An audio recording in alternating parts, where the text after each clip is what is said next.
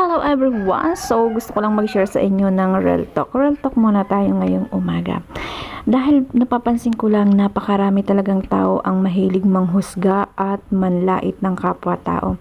So, bakit mo nga ba kailangang gulatin ang mga taong walang bilib sa'yo?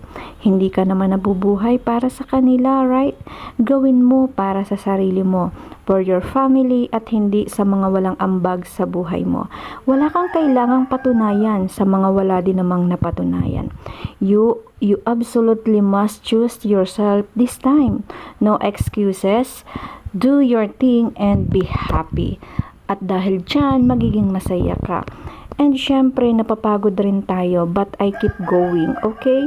Kasi I realize kung magpapadala ka sa pagod or sa mga pagsubok sa buhay at kung ikaw ay susuko sa buhay, sayang naman ang mga pagsubok na napanalo natin. Lahat naman kasi hindi perfect.